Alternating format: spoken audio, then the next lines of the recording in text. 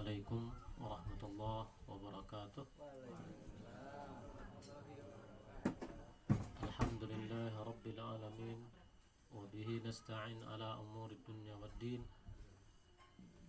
wal 'aqibatu lil muttaqin wa la 'udwana illa 'alal zalimin wassalatu wassalamu ala rasulillah sayyidina wa nabiyyina Muhammad ibn Abdullah wa ala alihi wa mawalah, amma ba'd.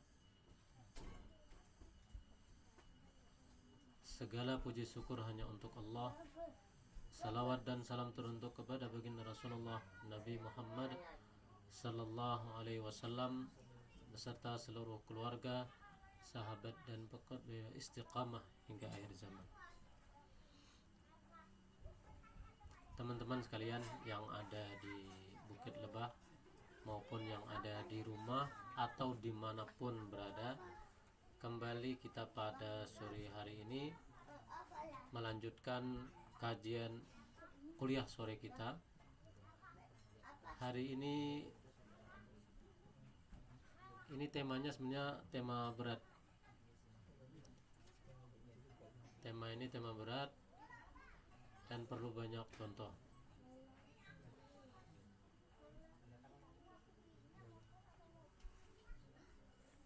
Karena kita akan belajar berpikir dari yang paling prioritas sampai yang paling rendah.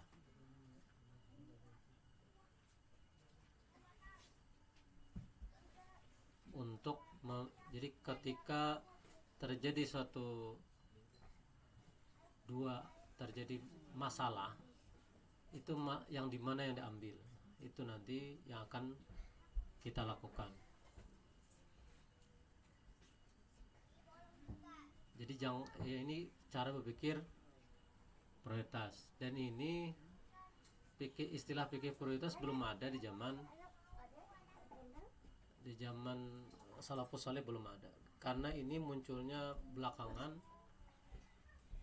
Yang mempopulerkan memang Dr. Syekh Yusuf Qaradawi. Beliau cara berpikirnya udah modern.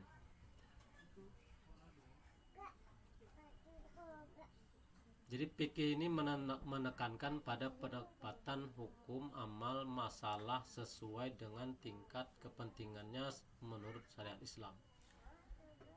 Masalah yang muncul, banyak umat Islam terjebak pada hal-hal cabang atau furu' dan mengabaikan hal-hal pokok atau usul dalam bahasa Arabnya. Contoh kasus yang sederhana,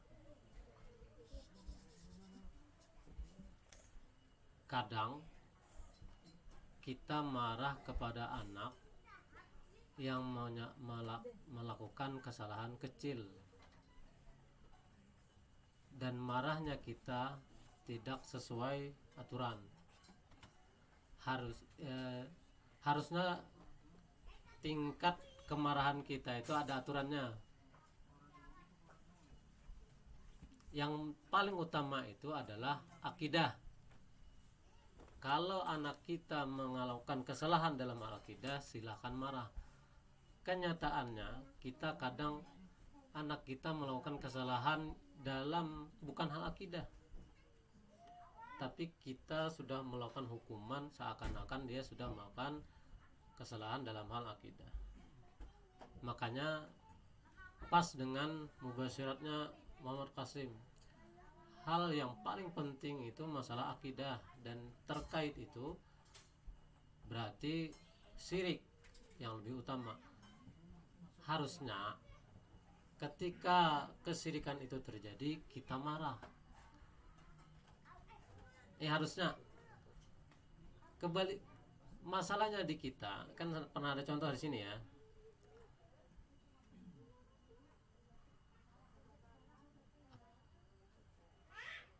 Anak kita melakukan kesalahan kecil. Contoh, ini sebagai contoh saja, ada kejadian kemarin pintu WC rusak, kemudian si anaknya yang tahu kejadian.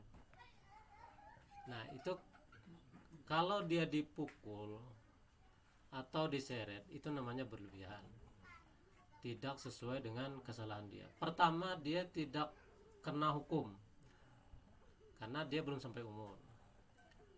Jadi kalau dipukul salah. Yang kedua, dia tidak melakukan kesalahan masalah akidah, itu tambah salah. Yang ketiga, kalau kalau penghukumannya ketika udah dipukul kemudian dikatakan kamu nakal, itu double, bukan double, triple salahnya. Nah, itu berbahaya. Makanya itulah yang jadi masalah, karena kita belum paham dengan fikih ini. Fikih itu artinya pemahaman. Aulawiyat, prioritas, yang mana yang didahulukan, seperti itu. Nabi sudah mencontohkan ketika anak sampai 7 tahun disuruh salat, tapi nggak ada pemukulan kan. Ketika sudah 10 tahun baru dipukul. Itu pun bukan pukulan yang bikin dia cedera. Dan pukulan di situ pun bisa dimaknai sebagai bukan pukulan fisik, tapi ke pukulan apa? Contohnya, kan Diki pernah menyampaikan, bisa jadi uang jajannya dikurangi. Itu namanya pukulan, tapi bukan berbentuk fisik. Nah, kita harus berpikir ke arah sana. Sama ketika kita ingin mengurangi konflik di wilayah kita sini, kita harus berpikir prioritas. Kira-kira saya ini marah sesuai enggak dengan yang diperintahkan Allah? Marahnya kita karena Allah atau marahnya kita karena nafsu? Nah, kadang kita kayaknya benar deh. Itu jadi masalah kalau kayaknya. Jadi marahnya kita tuh pun harus ada skala prioritas. Buru-buru mikir ya, orang udah marah. Kita masuk definisi. Itu tadi contoh kecil. Fikih prioritas, ilmu memahami dan menempatkan segala sesuatu pada tempatnya dengan memberikan perhatian sesuai kadar kepentingannya menurut tuntunan syariat. Kata kuncinya, taqdimu ma yanbaghi ayyuqaddam wa ta'khir ma yanbaghi ayyuakhkhar. Ini hubungannya memang dengan kaidah usul fikih. Mendahulukan yang seharusnya didahulukan dan mengakhirkan yang seharusnya diakhirkan. Kalau kita dalam belajar ada kaidah atau melaksanakan segala sesuatu dalam usul fikih itu, ma la yudraku kulluh la yutraku kulluh. Itu yang paling saya ingat dalam usul fikih. Kalau kita tidak bisa melaksanakan semuanya, jangan tinggalkan semuanya. Itulah istilah fikih prioritas dalam kaidah usul fikih. Dan usul fikih itu waktu saya belajar memang agak sulit memahaminya. Dan kembali lagi kepada hadis wa may yuridillahu bihi khairai yufaqihu fiddin. Barang siapa yang dikehendaki Allah kebaikan, maka dia akan dimudahkan memahami agama. Kemudian landasan fikih prioritas pertama dalam surah Taubah ayat 19. A'udzubillahi minasyaitonir rajim. Aj'altum siqayatal hajji wa imaratal masjidil haram kaman amana billahi wal yawmil akhir wa jihadin fi sabilillah ila akhir ayat. Apakah kamu memberi minum orang-orang yang mengerjakan haji dan memakmurkan Masjidil Haram sama dengan orang yang beriman kepada Allah dan hari akhir serta berjihad di jalan Allah. Mereka tidak sama di sisi Allah. Artinya kan mulia nih orang yang menjadi apa, kalau kita di masuk Mekah itu khadimul haramain ya. Ini maksudnya khadimul haramain itu. Jadi kalau istilah khadim itu berarti pelayan dua tanah suci. Allah menyandingkan itu, apakah sama? Dan Allah sendiri menjawab tidak sama antara orang yang memakmurkan dua Masjidil Haram itu dengan orang yang beriman kepada Allah serta hari akhir dan berjihad di jalan Allah. Itu tidak sama. Artinya ini menunjukkan ada skala prioritas, yang mana yang harus didahulukan. Yang kedua, hadis Nabi tentang pertanyaan amal apakah yang paling utama. Rasulullah SAW menjawab iman kepada Allah dan Rasulnya, kemudian jihad di jalan Allah, kemudian haji yang mabrur. Artinya urutan pertamanya iman dulu. Itu jadi skala prioritas. Makanya Nabi mendakwahkan tauhid itu selama 13 tahun, dikenal dengan periode Mekah, dan ayat-ayat di Al-Quran pun namanya ayat Makkiyah. Semuanya bercerita tentang tauhid atau akidah. Artinya itu lebih diprioritaskan. Jadi selama 23 tahun dari Nabi diangkat jadi Nabi selama umur 40 tahun dan sampai Nabi umur 63, artinya 13 tahun itu 23 tahun. 13 tahunnya itu tentang tauhid atau akidah. 10 tahunnya tentang ibadah. Ketika akidahnya sudah kuat, baru diberikan ibadah. Dan lebih mudah, karena penguatan itu lebih penting. Tapi memang perjalanannya untuk kita belajar tauhid itu lebih menjemukan, karena memang ada godaan. Makanya pernyataan Jibril ketika melihat, dalam hadis ceritanya, pernyataan Jibril yang mengatakan, kata Jibril, aku tidak yakin ketika melihat surga dan melihat neraka, karena surga itu dikelilingi oleh yang tidak menyenangkan apa? Nafsu. Tapi kita kan merasanya itu seakan-akan kita sendiri, karena nafsu memang bagian dari kita sendiri. Dan neraka sendiri dikelilingi oleh segala sesuatu yang menyenangkan.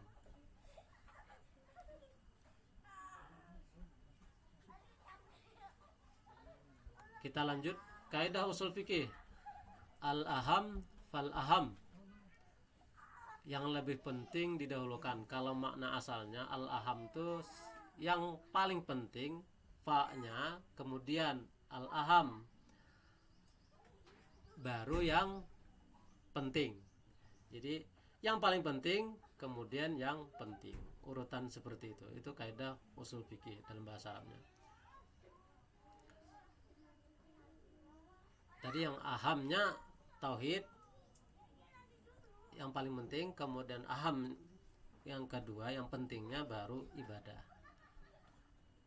Contoh kaidah usul fikih yang kedua, idza ta'arada mafsadatan ru'ya azammuhuma dararan birtikabi akhafihima. Jika bertemu dua mafsadat, pilih yang mudaratnya lebih ringan.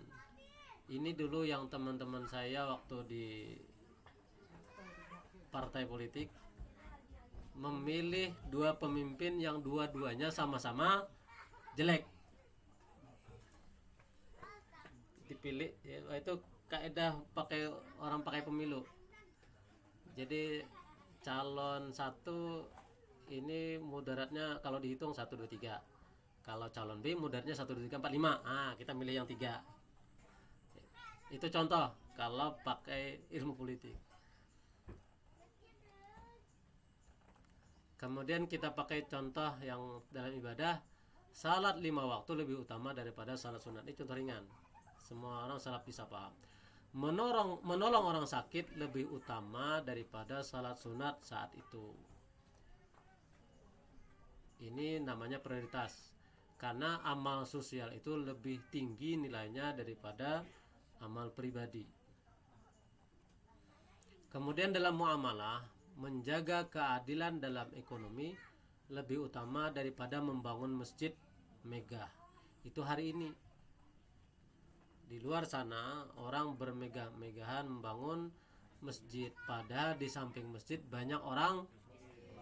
Itulah masalah.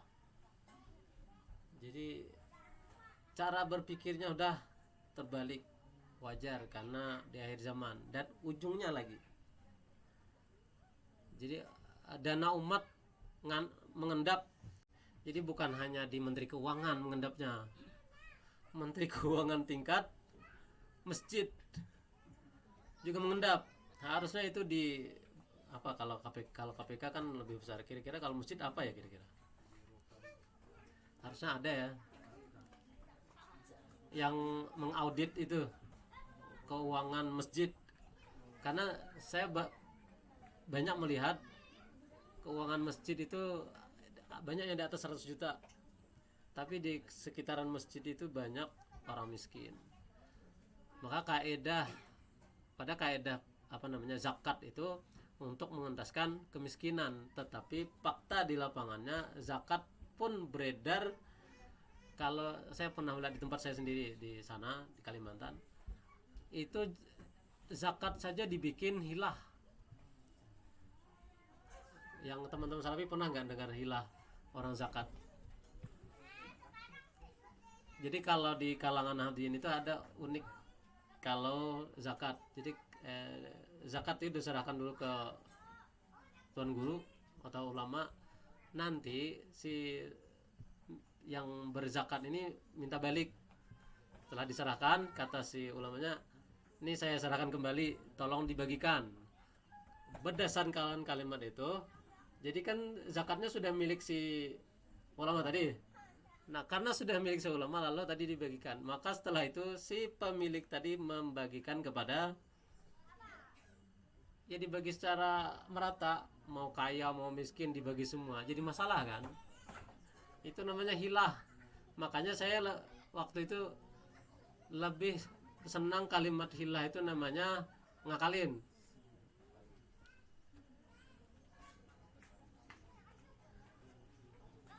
Itulah cerdas kadang kalau kelewatan seperti itu. Makanya tadi pagi kata Kang Diki, kata saya dalil, mereka punya dalil orang-orang Kemenak itu, dan dalilnya dipakai untuk korupsi. Bikin dalil supaya korupsi itu boleh. Nah, itulah bahayanya kalau orang pintar tapi kelewatan, tidak ada rambu lalu lintasnya. Rupanya spionnya udah hilang, remnya udah hilang, tinggal gas saja. Sama minum apa kira-kira supaya gasnya nggak turun-turun? Minum yang putih yang ada serbuk-serbuknya itu. Ya, susu kuda liar kayaknya. Yang ketiga, dalam dakwah, menyatukan umat Islam lebih utama daripada memperbesar perbedaan fikih cabang. Dan itu sudah pernah terjadi. Kita di sini insya Allah tidak. Tapi kita di sini belajar tentang keilmuan.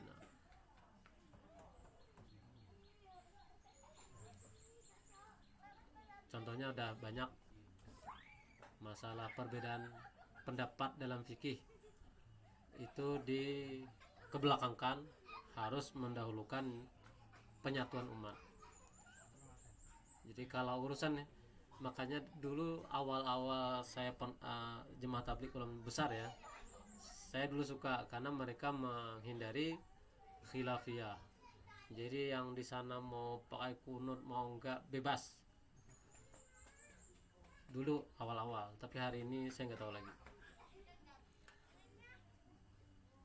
Kemudian amal sosial, menolong korban bencana lebih utama daripada berhias dalam ibadah sunnah. Artinya kita asik dengan yang sunnah, tapi bencana terjadi kita kurang memperhatikan. Ini terjadi di kita. Kemudian yang keempat, prinsip-prinsip fikih prioritas. Yang pertama, mendahulukan maqasid syariah, tujuan utama syariah atas wasail, itu sarana. Nanti keterangannya, kita membaca saja dulu. Yang kedua, mengutamakan fardu ain daripada fardu kifayah. Karena fardu ain itu kewajiban masing-masing, sedangkan fardu kifayah itu bisa digugurkan oleh salah satunya, salah seorang atau sebagian. Kemudian yang ketiga, mengutamakan yang qat'i atau pasti daripada yang zanni, dugaan. Yang keempat, mengutamakan maslahat umum daripada maslahat pribadi. Yang kelima, mengutamakan perkara pokok atau usul daripada cabang atau furu'. Yang keenam, mendahulukan perbuatan yang berkesinambungan meski kecil daripada amal besar tapi jarang dilakukan. Kita lihat penjelasannya.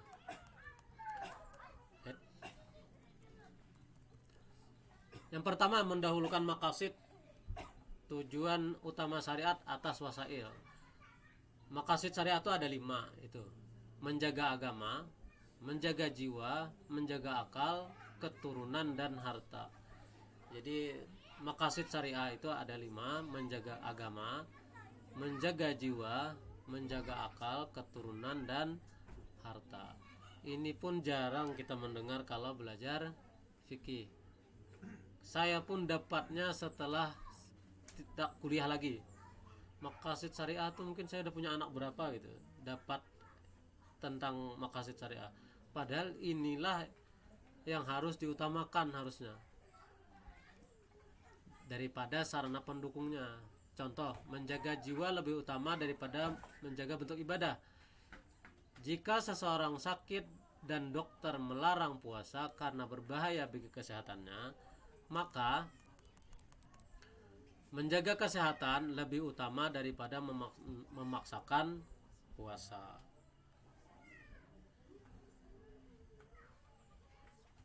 Jadi sampai ke situ. Artinya Islam itu paripurna, sempurna. Cuma kadang kitanya yang tidak sampai memikirkan. Kemudian yang kedua, contoh kedua, menjaga persaudaraan dan ukhuwah lebih utama daripada memperdapatkan hal kecil seperti cara mengangkat tangan ketika takbir. Dulu saya pernah lihat itu. Jadi kan macam-macam nih, ada yang kayak gini, ada yang gini, ada macam-macam. Itu dulu, apalagi yang masih levelnya mahasiswa itu lagi senang-senangnya berdebat. Kalau sampai tua masih suka berdebat, berarti mahasiswanya belum selesai. Yang kedua, mengutamakan fardu ain daripada fardu kifayah. Prinsipnya fardu ain adalah kewajiban setiap individu, sedangkan fardu kifayah cukup dilakukan sebagian orang. Contoh, seorang mahasiswa, ini contoh saja, nanti kira-kira di sini apa? Seorang mahasiswa lebih utama menunaikan salat 5 waktu fardu ain daripada sibuk dalam organisasi sosial dakwah fardu kifayah. Yaitulah kadang, dan saya pernah terjebak di situ. Jadi karena asiknya berorganisasi, salat 5 waktunya jadi molor, jadi salah. Itu karena cara berpikirnya tidak paham yang mana harus diprioritaskan. Yang kedua, jika ada jenazah di kampung namun waktu salat fardu sudah masuk, maka mendirikan salat fardu lebih utama daripada langsung pergi mengurus jenazah, karena itu fardu kifayah. Jadi fardu ain dulu baru fardu kifayah, itu sama-sama fardu tapi beda kedudukan. Yang ketiga, mengutamakan yang qat'i pasti daripada yang dhanni. Jadi hal-hal yang hukumnya pasti dan jelas lebih didahulukan daripada yang masih diperdebatkan atau samar. Nah, kalau contoh kita itu, karena yang paling banyak itu kan kalau istilah teman-teman yang mengatakan yang ahlu bid'ah itu, karena mereka terlalu mendahulukan sesuatu yang enggak jelas, yang samar tadi daripada yang jelas. Amal ibadah yang dicontohkan Nabi sudah banyak, tapi kenapa kita masih berimprovisasi? Seperti itu maksudnya. Contoh di sini, kewajiban zakat fitrah adalah qat'i, sementara hukum kunut subuh masih zanni, tapi itu diperdebatkan. Maka lebih utama memperhatikan zakat fitrah daripada memperdebatkan kunut. Menjauhi riba hukumnya haram, pasti haram, sementara penggunaan bunga bank untuk kondisi tertentu masih diperdebatkan. Maka yang pasti harus dihindari lebih dulu. Itu di luar sana, kita sudah meninggalkan itu semua.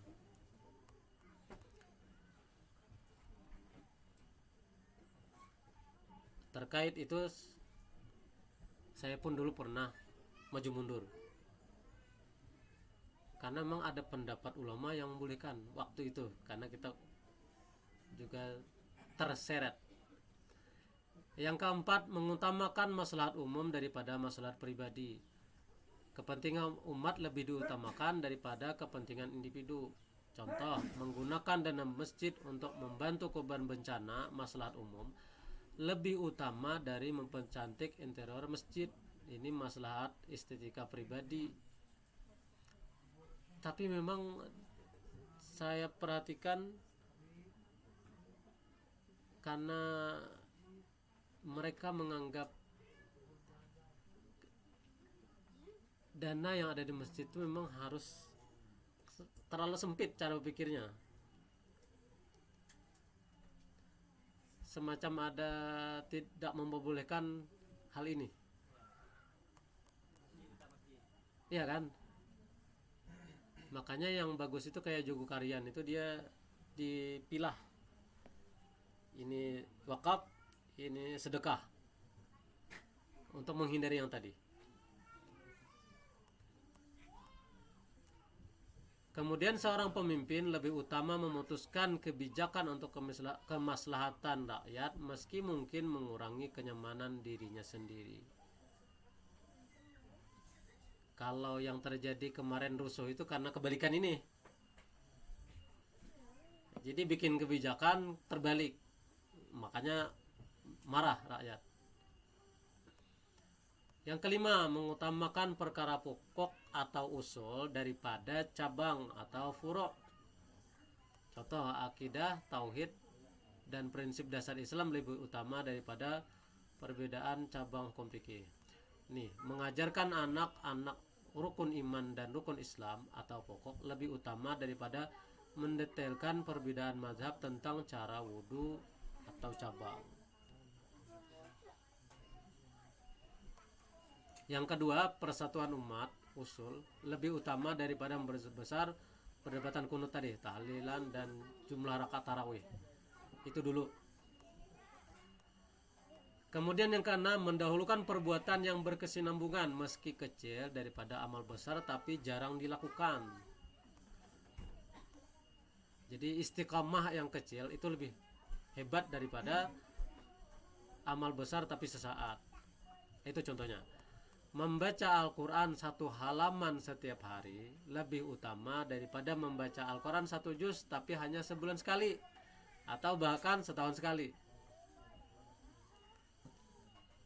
Jadi kemudian tuh, sedekah 1000 setiap hari lebih utama daripada sedekah 1 juta tapi hanya sekali setahun. Kelihatannya kecil 1000 itu, pada besar itu. Hitung aja. tapi memang kecil rasanya karena cuma 1.000. Tetapi karena dia istiqamah, maka dia nilainya jadi lebih besar. Makanya ada kaidah al istiqamah khairum min alfi karamah. Istiqamah itu lebih hebat daripada 1.000 karamah. Yang kelima, tadi ini bukan yang ke urutan penjelasan. Kesalahan dalam memahami prioritas. Kita langsung ke penjelasan saja. Yang pertama, sibuk pada sunnah tapi meninggalkan yang wajib.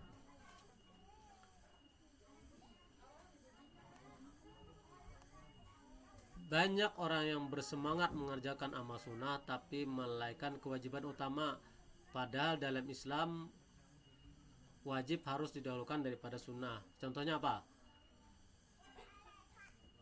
Rajin salat tahajud tapi ketinggalan subuh.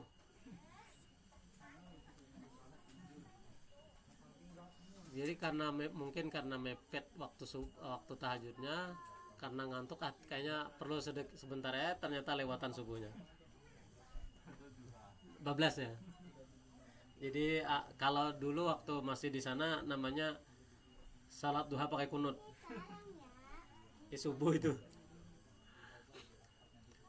Kemudian rajin membaca zikir panjang tapi lalai membayar hutang. Atau kalau lebih kalau kita lebih, ini kan agak jauh, coba yang lebih sedikit jaraknya.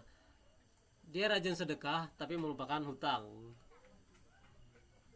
Hutang itu lebih penting dibayar daripada tadi sedekah.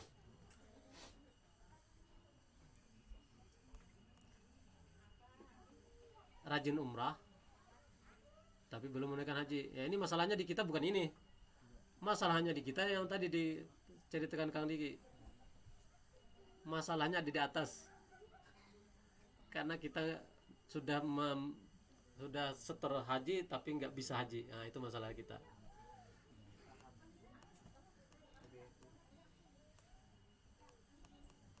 Kemudian sibuk dengan furu', hal-hal cabang tapi mengabaikan usul akidah. Furu' adalah masalah cabang yang bersifat fleksibel karena cuma cabang dan sering jadi perbedaan ulama. Tapi karena ulamanya terlalu sering membahas, maka yang tertanam di kepala jamaahnya seakan-akan itulah yang utama. Karena yang utama jarang dibahas, maka seakan-akan jadi yang bukan utama. Kesalahan terjadi ketika orang lebih fokus memperdebatkan cabang. Nah, itulah.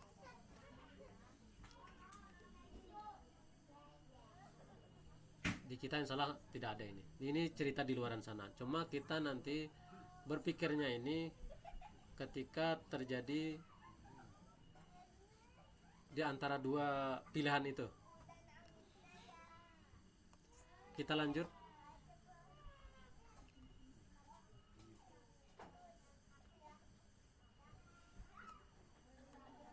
Nah, banyak orang yang terjebak dalam mendahulukan simbol agama daripada substansi agama itu sendiri, seperti yang disampaikan Kang Diki. Jadi tampilannya seperti ulama, tapi dia tidak paham apa itu agama. Makanya wajar hari ini setelah disampaikannya mubasyirat melalui mimpinya Umar Qasim itu, kita jadi tahu ternyata orang berilmu hari ini yang di luaran sana, mereka terbalik cara berpikirnya, menganggap syirik yang ada hari ini itu bukan yang utama. Makanya dengan adanya mubasyirat itu, kita jadi tahu itulah yang utama, meskipun terlihat sepele. Apa? Foto atau gambar-gambar itu kan sepele itu. Makanya kalau adik-adik nih yang remaja, sebaiknya mulai hari ini mulai diperhatikan itu, karena itu lebih utama daripada yang lain. Saya perhatikan anak-anak kita habis makan macam-macam itu nanti sampahnya berkeliaran seperti ada kakinya. Itu bagian dari masalah umum juga, karena menjaga apa namanya lingkungan itu lebih utama.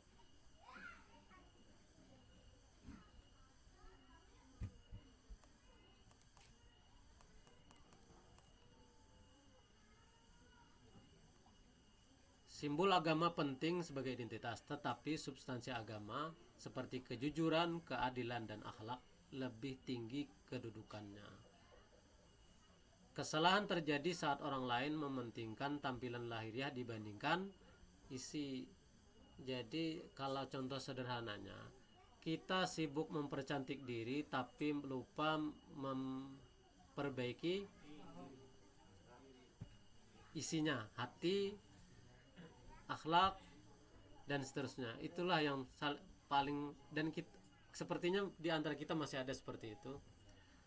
Dan itulah bagian dari bisikan-bisikan setan. Makanya saya dulu ke anak saya sering gini, jangan sampai termakan godaan iklan cantik itu putih.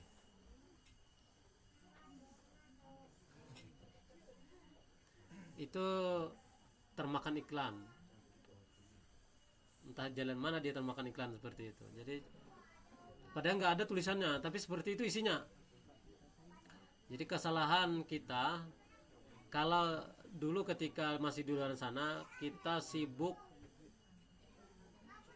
kalau apa namanya, kalau contoh sederhananya gini, kita sibuk memperbaiki lahiriah, memperbaiki tampilan luar itu, tapi lupa dengan tampilan dalam hal kesehatan ada.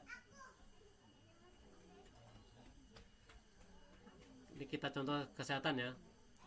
Kita sibuk, kita rela menghabiskan uang banyak demi membeli pakaian mahal supaya terlihat ya terlihat apa, tapi lupa bahwa tubuh kita ini amanah Allah. Kita lupa bahwa tubuh kita itu amanah Allah. Kalau mau disederhanakan, misal berapa mau jual harga ginjal? Mau jual nggak? Kalau mau kita beli, kita ganti dengan ginjal babi.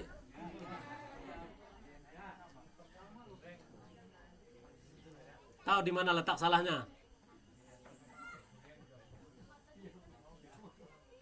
Kita rela makan makanan palsu untuk merusak organ dalam kita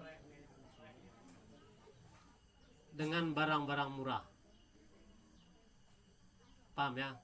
Kita rela makan barang-barang palsu untuk kelezatan sesaat, karena ternyata racun-racun hari ini itu manis dan melezatkan.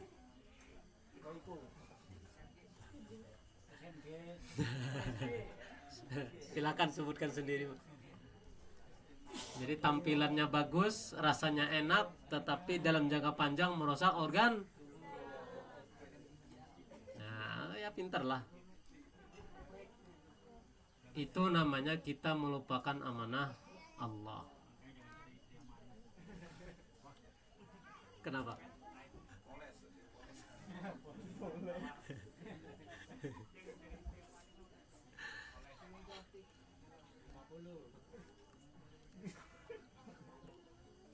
Jadi di sini ini bagian dari tadi, karena kita terbalik cara berpikirnya. Kita melupakan yang mana yang lebih penting dan mana yang kurang penting. Yang mana kebutuhan utama, yang mana kebutuhan tersier. Kadang itulah kita terbalik.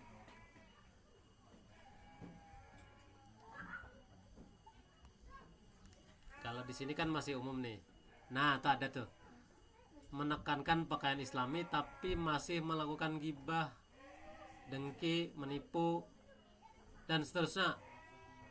Jadi kalau Nah, tadi malam saya sampainya ingin sampai ke sini, tapi memang waktunya terlalu singkat. Kalau diingatkan pasti jawabannya kan benar.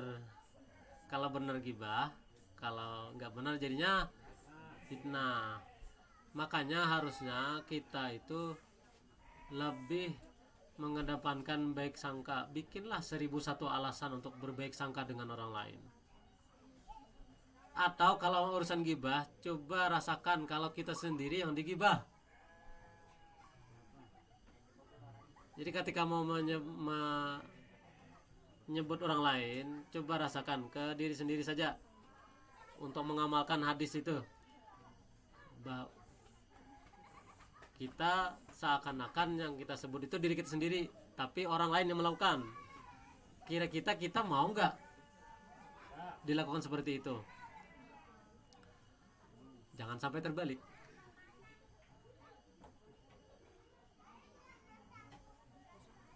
Dan ini ada yang waktu anak saya masuk di sanawiyah dan itu tahfiz, saya pernah pengen protes aturan itu, apa namanya, apa, tajasus ya, jasus. Itu ternyata banyak pesantren-pesantren menggunakan istilah itu. Nah, jasus itu kan memata-matai, padahal memata-matai itu dilarang karena itu akan menjadikan makin banyak perpecahan. Tapi waktu itu saya belum punya dalil. Dan yang jadi kepala sekolahnya juga adik kelas. Hafalan dia lebih banyak daripada saya, itu masalahnya. Dia 30 juz, saya nggak jelas.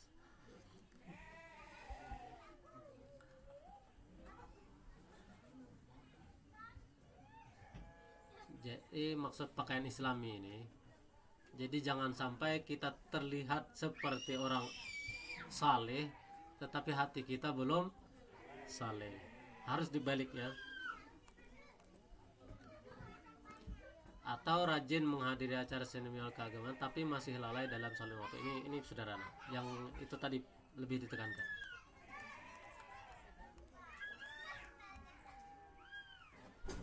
Kemudian mementingkan ibadah individual tapi abai terhadap tanggung jawab sosial.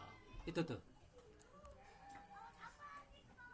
Rajin salat di masjid tapi membiarkan tetangga kelaparan. Kemudian aktif dalam zikir tapi membuang sampah sembarangan hingga merusak lingkungan. Kembali ke kita kan.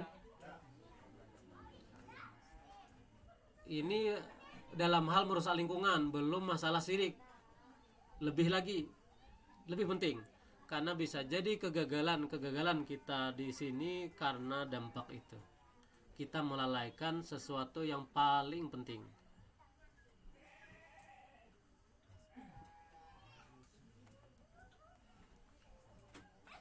Kalau yang ketiga itu sederhana, menyibukkan diri dengan puasa sunnah tapi menolak membantu gotong royong di kampung. Karena alasannya puasa. Ya, lemas. Tapi puasa sunnah. Jadi gotong royong itu lebih besar. Tapi kalau bisa kedua-duanya lebih baik. Cuma bikin alasan. Nah, ini kalau yang modern ya. Dalam hal pendidikan, fokus pada membangun karakter dan akhlak sebelum memperbanyak hafalan. Ini yang sering disampaikan Kang Diki, bahwa jangan sampai hafalannya banyak tapi nggak paham isinya. Jadi bang ayat atau bang hadis, malah banyak hafal hadis tapi nggak paham isinya. Jadi lucu. Karena pemahaman itu lebih penting daripada hafalan. Kalau dalam hal ekonomi, mengentaskan kemiskinan lebih utama daripada mempercantik proyek-proyek prestisius. Ini yang terjadi, yang bikin rakyat marah. Lupa yang paling dasar, hanya ingin diakui.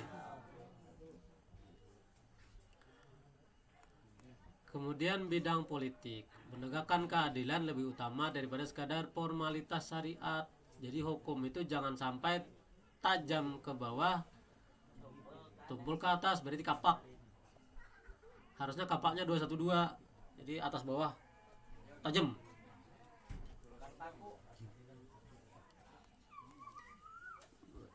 Yang bidang dakwah menyebarkan Islam rahmatan lil alamin lebih utama daripada mengedepankan konflik. Nah, itu udah paham kita semua.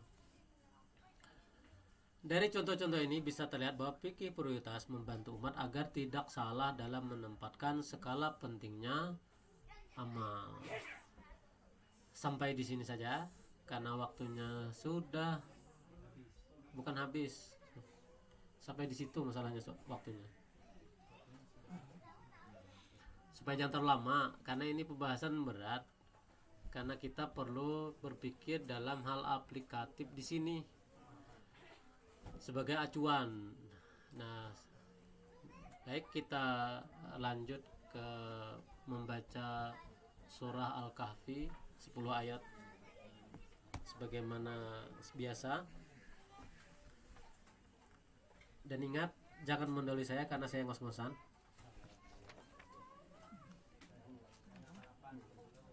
Ya jangan balapan, gak rame kan. Masuk surga aja raminya itu barengan.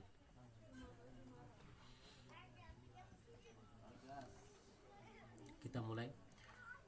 A'udzu billahi minasy syaithanir rajim. Bismillahirrahmanirrahim. Alhamdulillahilladzi anzala 'ala 'abdihil kitaba wa lam yaj'al lahu 'iwaja. قيما لينذر بأسا شديدا من لدنه ويبشر المؤمنين الذين يعملون الصالحات أن لهم أجرا حسنا ماكثين فيه أبدا وينذر الذين قالوا اتخذ الله ولدا ما لهم به من علم ولا لآبائهم كبرت كلمة تخرج من أفواههم إن يقولون إلا كذبا فلعلك باخع نفسك على آثارهم إن لم يؤمنوا بهذا الحديث أسفا إنا جعلنا ما على الأرض زينة لها لنبلوهم أيهم أحسن عملا وإنا لجاعلون ما عليها صعيدا جرزا أم حسبت أن أصحاب الكهف والرقيم كانوا من آياتنا عجبا إذ أوى الفتية إلى الكهف فقالوا ربنا آتنا من لدنك رحمة وهيئ لنا من أمرنا رشدا. Sadaqallahul azim. Demikian yang dapat kita sampaikan pada hari ini. Salah khilaf mohon maaf. Kita tutup dengan doa kafaratul majlis. Subhanakallahumma wa bihamdik asyhadu an la ilaha illa anta astaghfiruka wa atubu ilaik. Wassalamualaikum warahmatullahi wabarakatuh.